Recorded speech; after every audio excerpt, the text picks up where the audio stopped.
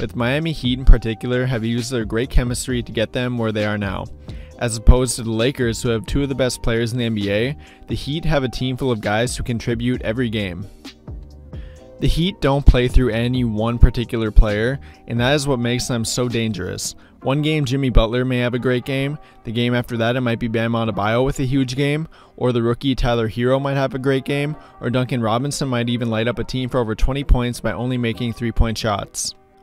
Overall, the Heat are nearly impossible to game plan against because they have so many unpredictable players, and I believe that has been their greatest advantage during the playoffs and in the bubble in general. They have a bunch of guys who love to play hard and really don't need fans in the crowd to get them going. They are a fun team to watch and a hard matchup for any opponent. And now for the Lakers, and even though you know their game plan is going to be to let Anthony Davis go to work down low and for LeBron to create offense for other guys, yet no team has been able to stop it. Everyone knows their two main guys are LeBron and AD, and even though you can form a game plan trying to stop them, they are simply both too good for any game plan to work on them in a playoff series. Every team the Lakers have played in the playoffs have done this, and it worked for each of them for one game, but that was it. LeBron and AD are both not only dominant, but they are two of the most versatile players in the entire league. They both are most dominant down low around the rim, but their ability to step out to the three-point line or create their own offense in the mid-range and high posts allows them to be virtually unguardable. And then when you factor in how versatility opens up other opportunities for their role players, it makes it even harder to formulate a game plan for them when you're playing them for more than one game.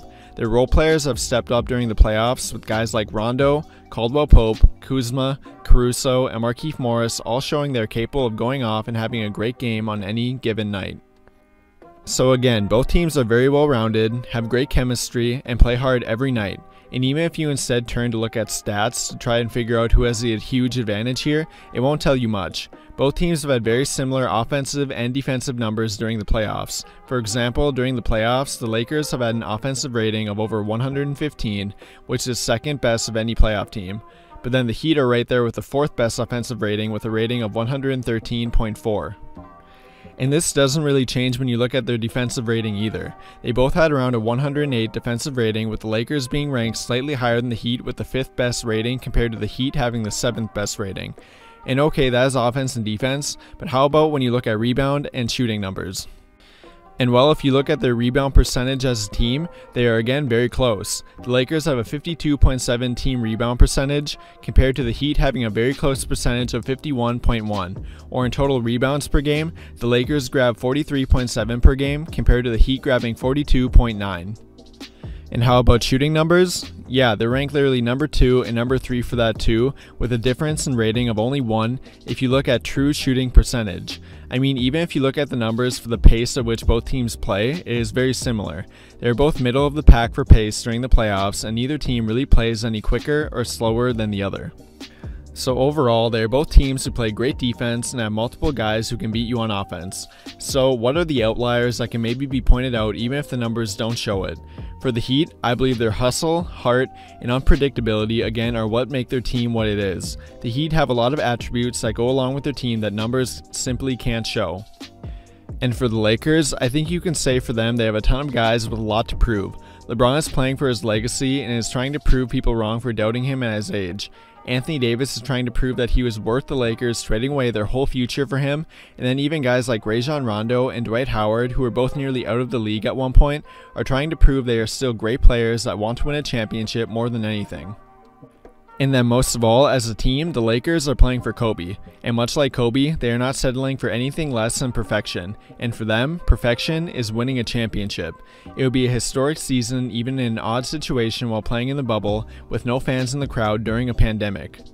And when you put all of that together, this should make for a great NBA Finals. You have two teams who want more than anything to win a championship and play every game like it is their last. Even though the Lakers are favored to win, it isn't like prior years where everyone pretty much knew who would win as long as there weren't any big injuries to either team. Neither team is a quote-unquote super team, even though both teams have an even shot at winning in my opinion. But regardless of that, I do believe each team has keys to winning Game 1 and the finals overall. And for the Heat, I believe their keys to winning will be to win or match the rebound battle, along with limiting the Lakers to under 10 offensive rebounds, to make at least 15 3-point shots a night at an efficiency of over 35%, and to have multiple guys with over 20 points a night every game, and to have less turnovers than the Lakers. I believe these are the keys for them to win because the Lakers have dominated their opponent in the rebound battle all playoffs long. The Heat can't hope to win 4 games, let alone more than 1 game if they let the Lakers dominate them in the rebound battle. Along with that, the Heat are a great 3-point shooting team, and they need to make their 3-point shots efficiently to help spread out their offense against a good defensive Laker team. Hitting their shots at an efficient rate will also lead to multiple guys in their team having good games, which they will continue to need since they don't really have one guy who really always leads them in scoring. And along with that, they can't help the Lakers by turning the ball over. The Laker team has averaged nearly the most turnovers a game of any team in the playoffs, yet they still win nearly every game. The Heat need to keep their turnovers low in order to maximize their efficiency and not give the Lakers more opportunities on offense. And for the Lakers, I believe their keys to winning will be to dominate the rebound battle, to not allow Miami to beat them with 3-point shots by playing great perimeter defense, to hit their 3-point shots at an average of 35% or higher, and for Anthony Davis to dominate down low. They need to dominate the rebound battle and down low because they're the bigger team. They have more height and size than Miami, and they need to use it effectively.